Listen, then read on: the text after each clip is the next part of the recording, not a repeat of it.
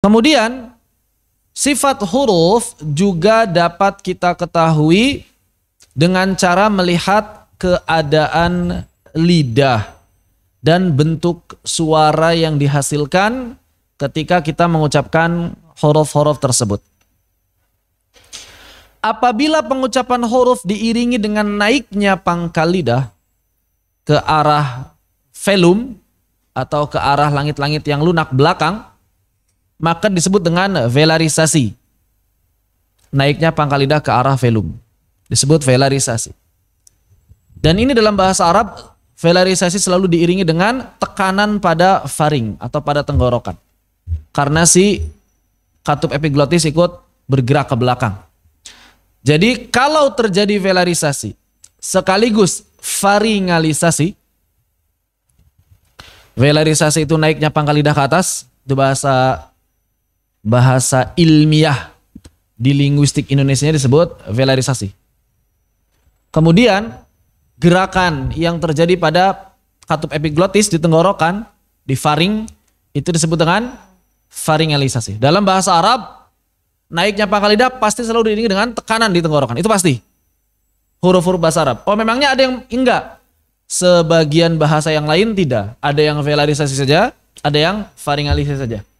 Tapi dalam bahasa Arab, velarisasi pasti selalu diiringi dengan faringalisasi. Ketika hal itu terjadi saat mengucapkan huruf-huruf, maka huruf-huruf yang mengalami velarisasi sekaligus faringalisasi disebut dengan isti'ala. Disebut dengan huruf isti'ala. Bahasa Arabnya isti'ala artinya apa? Naiknya pangkal lidah, velarisasi. Jadi isti'ala itu bahasa lain dari velarisasi. Cuma memang di sini para ulama zaman dulu hanya fokus di lidah. Tidak melihat yang terjadi di tenggorokan. Karena bisa jadi belum memiliki alat yang cukup kompeten untuk mencari tahu semua itu. Sebagaimana ketika ulama zaman dulu membahas makharijul huruf, mereka hanya mengatakan halq, mereka hanya mengatakan aqsal halq, wastul halq, adnal halq. Wajar karena keterbatasan alat yang bisa digunakan untuk melihat bagian tenggorokan. Tenggorokan nggak bisa dilihat dari luar. Lidah masih bisa terasa kelihatan. Misalnya saat para ulama mungkin menggali, mencari tahu bagaimana mengucapkan huruf-huruf isti'ala. Misalnya huruf sod, as-so. Oh, ternyata lidahnya cekung, berbentuk seperti mangkuk, pangkalnya naik. Oh, pangkalnya naik maka disebut isti'la, huruf musta'liyah. Begitu. Hurufnya ada berapa? Ada 7. Khussa, wagtin, tidh. Ini adalah huruf isti'la, huruf musta'liyah. Huruf yang pasti mengalami velarisasi dan faringalisasi.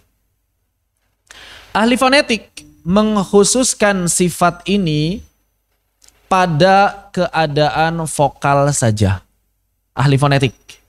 Tapi menurut ahli qiraat tidak hanya terjadi ketika berharokat, tapi terjadi pada seluruh keadaan. Namun antara ahli qiraat dengan ahli fonetik ada kesepakatan. Apa kesepakatannya?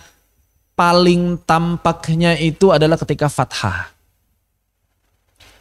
Jadi mereka sama-sama sepakat bahwa sifat isti'la atau velarisasi atau faringalisasi benar-benar tampak hasilnya, terdengarnya seperti apa itu ketika fathah. Kenapa? Karena ketika dhammah dan kasroh tidak mengalami velarisasi dan juga faringalisasi yang sempurna.